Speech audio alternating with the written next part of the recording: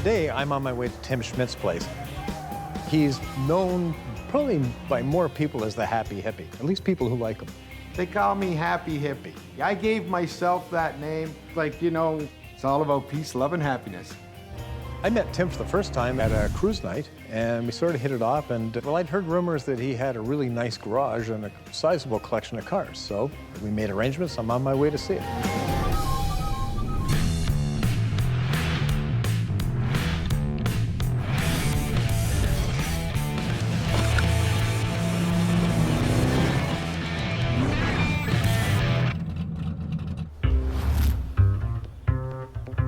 So before I managed to get out of here this morning, Larry turns up again to check on the Cord.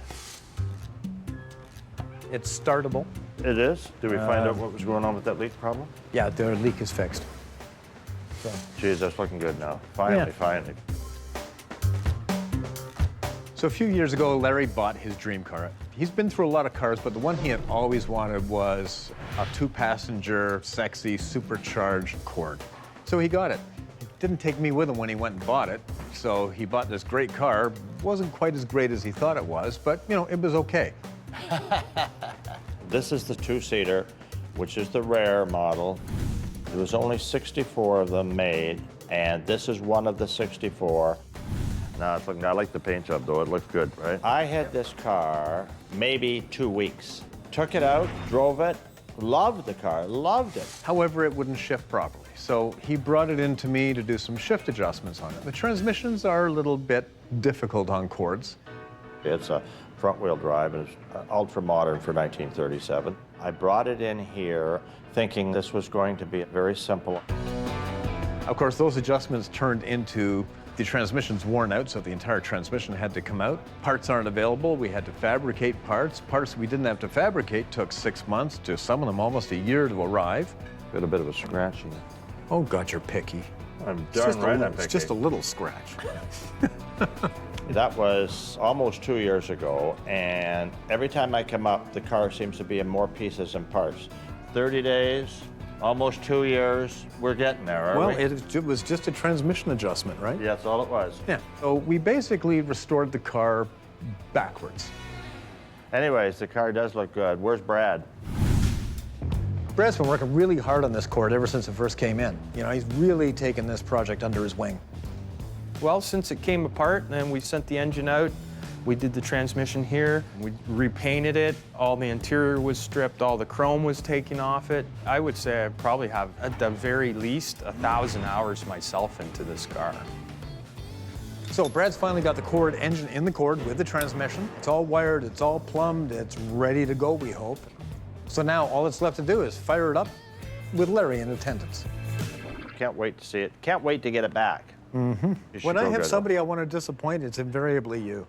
Yeah, I'm always at the top of the list, aren't I? Yeah. That's right.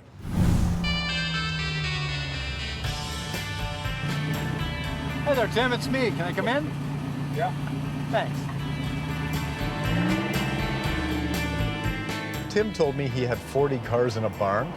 Well, this is no barn. Good morning. Good morning, sir. How are you? Not bad. How you doing? Everything good? Yeah. Good. Now, this is a nice little bunch, eh? Yeah, this is my little display that I have. Been working on my barn. We just finished it. Oh, it looks good. You know, when you drive up, you go, wow, this guy is a car guy. No, really? And how can you not like car guys? The love of cars started from when I was a kid collecting Hot Wheels. The family business was a plastic company. We made parts for Hot Wheels, for the Hot Wheel track. We made the joiners. And then as the company grew, we started making plastic parts for General Motors, Ford, and Chrysler.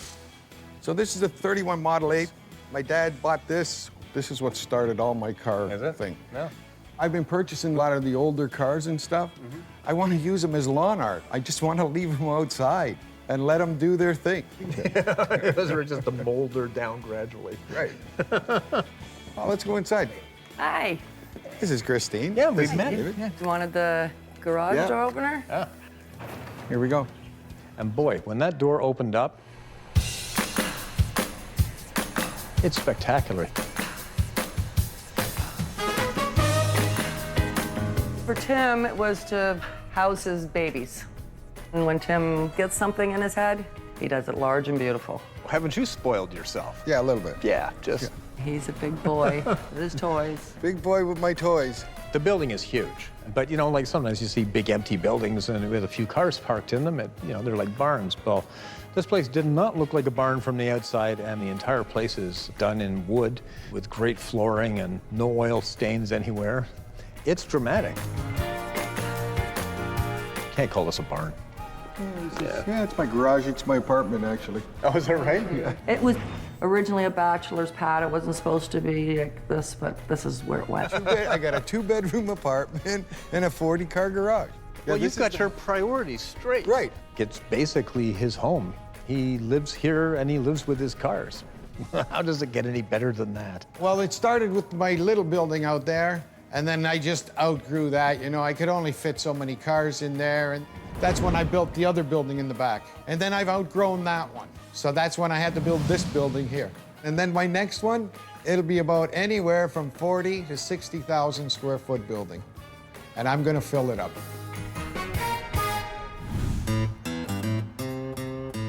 So I finally got Larry's engine in the Cord. Hopefully I'll get it running for Larry today.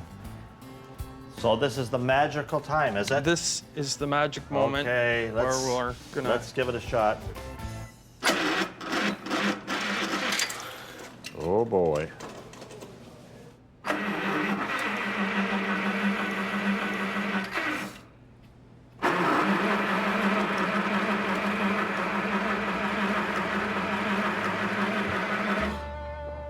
Well, at least it looks good, right?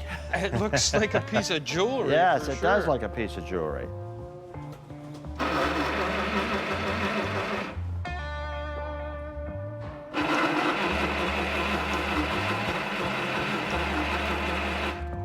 Well, I'm gonna pull a plug and just check for spark, right. just to put All my right. mind at ease. All right, you're gonna have to fool around with it. Of course, when the owner shows up, it won't go. Give me a call if you get her started. For sure. It's not even coughing or sputtering, so something must have come out of adjustment with the distributor. So I will check a bunch of things and try it again. And it's really no good when Larry's standing here, too. This is beautiful. Wow. Tim has an amazing collection of cars, and you know, there's a wide range. I mean, he's got some 1920s and 30s stuff. He's got brand new.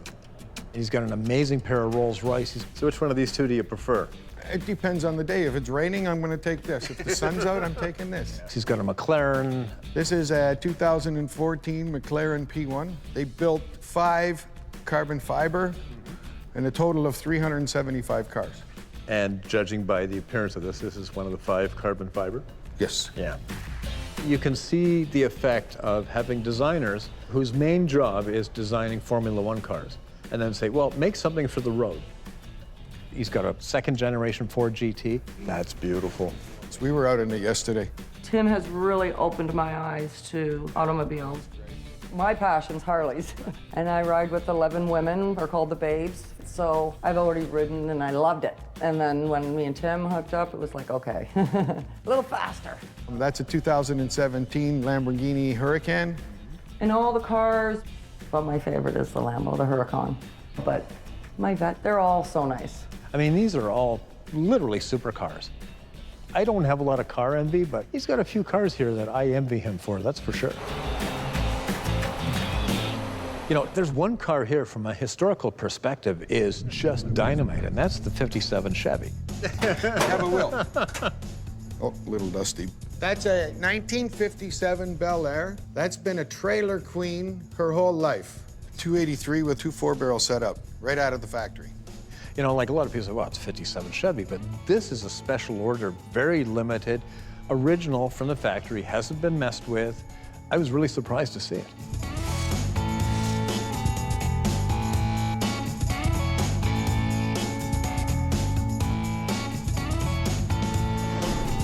This has got to be worth like 10 grand. Oh, yeah. Plus. Add a couple of zeros. It's got like 140 miles on it. Oh, is that right? Since the restoration or since? This is an original car. Actually, it had 100 miles on it when I got it. I've put 40 miles on it. Owner's privilege. Drives like a charm, though. If you go around to every one of these cars, you'll see there's a sticker on each one of these cars is driven. He drives everything and loves to drive everything. And he loves me to drive everything. All these cars in here get insurance put on them because I drive my cars. You guys that are saving your cars, I don't know why you're saving your cars and not putting miles on and enjoying the cars. Listen, when I'm dead, it's not gonna make a difference how many miles are on the car, guys. You gotta enjoy that car. It got spark, got fuel. It should run, but it doesn't seem like it's going to. You know what? It's better piece of to art. buy than to regret. Absolutely.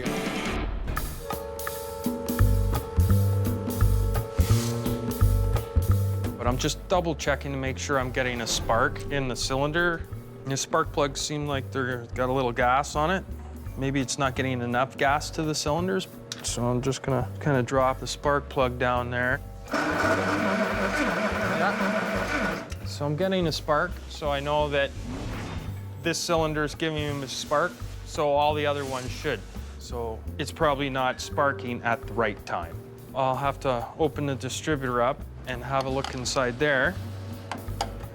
When the engine spins around, its lobes push on these little arms, and it opens and closes to give it the spark. So you put so many thou tolerance, so it doesn't hold it open too long or too short. And I don't have a lot of specs that set it up as well, right? I just have like an old literature sheet from 1937 with just descriptions of the parts. Breaker gap should be 20 thou. So I take my feeler gauge, fit my feeler gauge in there so I know that one's cracked. I'll wheel it over and double check this one, and it's fine too. Yeah, it got spark, got fuel. It should run, but it doesn't seem like it's going to.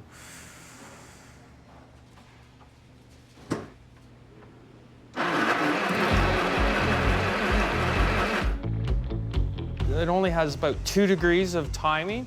So like a V8 Chevy, you can put like 8 degrees initial timing, but this one only has 2 degrees. So I think it's just so fussy. I just had to find that exact spot. Do this a little bit more. I don't want to burn it out.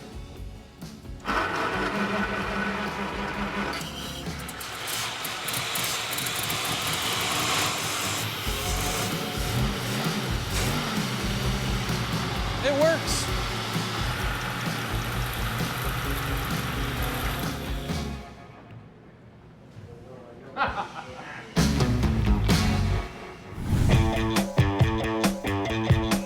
I had heard rumors about Tim Schmidt's amazing collection of cars, and going to see it, that was pretty impressive. But his collection of Automobilia, well, that was just as significant and interesting as his collection of cars. You know, the cars are impressive, but I mean, once you get past the blast of the cars, the pumps are amazing. I walk in here and he's got gas pumps galore. But I mean, an amazing collection going from very early 1920s on up to the 50s. We go to a lot of auctions, stuff like that, or we go on vacation and we just go like pickers. Stop in at barns and we have a good time. That's beautiful. This one it's in the early 30s. Because after 37, 38 is when they became like analog. Yeah, with the rolling numbers. With the rolling numbers. So from 1937 was, I'm pretty sure, the last year of the face dial. And then after that, 1938 is when they came out with the analog systems. And then before that was the glass pumps, where you'd pump it up to how high you'd want the gas, and then you'd pay for your gas. These are my favorite. I've restored these. It was the only gas pump that I was really torn when I sold it. This is nice because, I mean, it's got the sales compartments in it. Exactly. You know, for promoting product. And I loved the whole Art Deco look of it. You know, you buy and sell, and you know, well, I don't mind selling when somebody wants it more, but that was one of the ones that I have always regretted selling. You know? I don't sell, I can't. I'm just such a hoarder. It's just unbelievable. I can't sell anything. I got a hard time giving one of my Hot Wheels away. I haven't taken you into that building or that building yet. You want to see some hoarding. These are beautifully restored timepieces, and you know, that's something that just didn't survive. I mean, I can't imagine that they were that usable in the day, but man, they're really cool, and they're really rare. And he's got a beautiful set.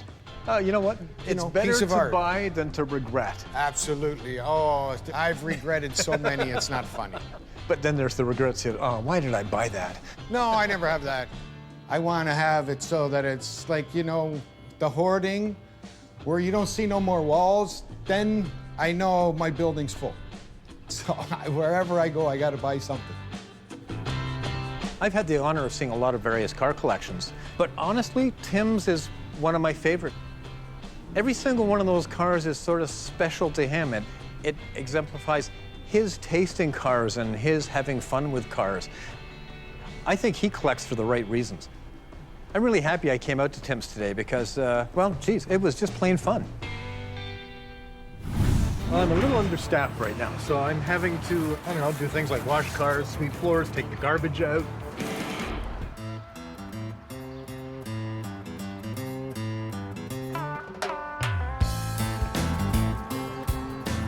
We're incredibly busy right now, and I mean, we've always been a very busy shop, but it's getting busier and busier and busier as the years go on.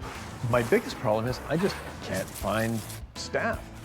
So I'm having to, I don't know, do things like wash cars, sweep floors, take the garbage out. Fortunately, we have started to hire again, and, well, Greg's trying a new guy out today. We'll go out to the F3, we'll do a walk around. We have tried a couple of guys, a couple of them lasted a day, one guy lasted a week, but we'll see. There you go. And we've hired a young guy. He's eager, seems to have really good mechanical ability. It's definitely a little bit more of a relaxed pace than what I've been in the past. I've been usually like get it in, get it out, do it as quickly as possible. Here, it's about the restoration. It's not about how fast the car gets in and out of here. It's the job that's being done to make it look like it should. Take your time, do things properly, make sure everything's 100% perfect or as close to 100% perfect as you can get. Do the job right so that it looks like brand new when it leaves. Young guys are coming up and they're taking courses and they're learning how to work on cars, but the cars of today are technologically so sophisticated compared to the cars that we work on that there's no real common ground between a mechanic who's just graduated and anything we work on. I need guys who understand carburetors and distributors and who know how to time an engine without a computer being involved. They're getting really few and far between. As far as I know, there's only 2 colleges in all of North America that offer programs for restoration. Funnily enough, just today, I was contacted by a college who wants to start a training program for restorers. I'm in. But the question is, can they find students who are interested in taking it? I'm used to seeing these things in like museums and on TV. I love being able to work on this type of stuff. All these people's babies, that's what they are. So it makes me proud to say that I've helped somebody make sure that their baby's still running.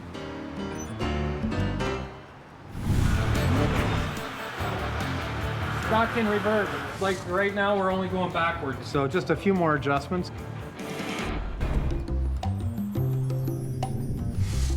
Larry came, and of course, I couldn't get it to start for him. It's kind of got the Larry jinx. It might not want to go when he's here. I know it's got lots of fuel. I can smell the fuel. I did check for spark, and it had spark. So it's got to be something in the distributor. So I got to go back and look at why it's not running correctly. See if I can see anything that might have come loose.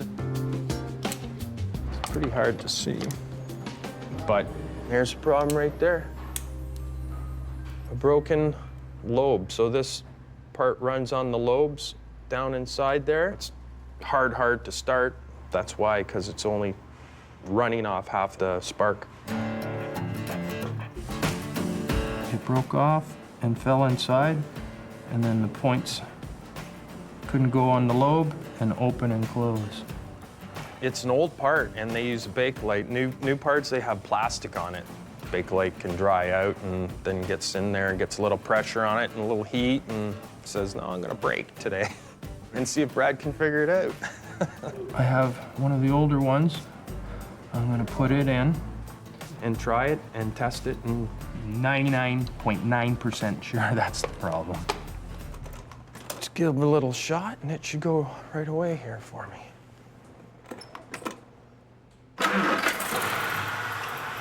Perfect.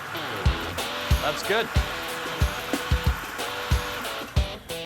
So now that it's running, I just gotta go over and check, make sure I got no leaks, and then I can start reassembling all the fenders in the hood and making it look nice. Oof. So finally, after all this time, the Cord is getting close. It's running now. I'd like Brad to take it out in the parking lot this afternoon and just drive it around and make sure everything is pretty much working. Just start up real slow.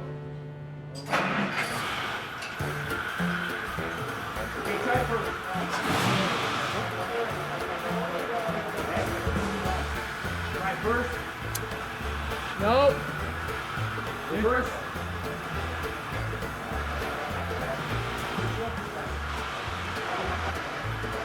Neutral.